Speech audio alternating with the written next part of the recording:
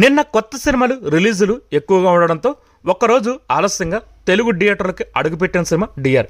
జీవి ప్రకాష్ కుమార్, ఐశ్వర్య రాజేష్ జంటగా రూపొందిన ఈ కపుల్ ఎమోషనల్ డ్రామాకు ఆనంద్ రవిచంద్రన్ దర్శకత్వం వహించాడు.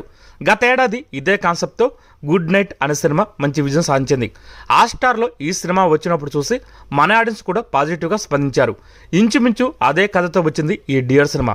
కథ విషయానికి వస్తే జీవి ప్రకాష్ కుమార్ది నిద్రపోయేటప్పుడు చిన్న శబ్దం వచ్చినా టక్కున మేలుకునే రకం, సైలెంట్ స్లీపర్ అని పేరు కూడా ఉంటుంది.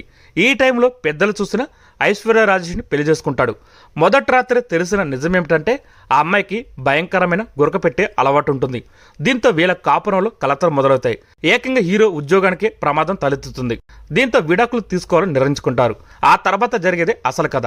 ఫస్ట్ హాఫ్ మొత్తం ఈ గురక ప్రవాసం చుట్టూ నడిపిన ఆనంద్ రవిచంద్రన్ సెకండ్ హాఫ్ లో మాత్రం ఎమోషన్తో లాక్కొచ్చాడు. షార్ట్ ఫిల్మ్ కు సరిపోయే పాయింట్ని తీసుకుని సినిమాగా మలిచే క్రమంలో కథనాన్ని వినోదాత్మకంగా మలచలేకపోవడం డిఆర్ సినిమాని సాగదీసేలా చేస్తుంది.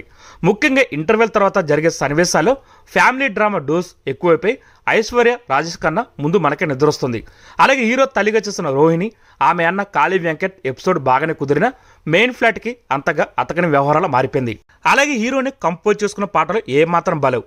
సినిమా చూస్తూ థియేటర్లో ఏసీలో నిద్రపోయే పని అయితే మాత్రం డిఆర్ సినిమా ఆ ఒక్క విషయంలో మాత్రం సక్సెస్ అవుతుంది. ఈ వీడియో కనుక మీకు నచ్చితే లైక్ చేయండి, షేర్ చేయండి, కుదిరితే సబ్స్క్రైబ్ చేయండి.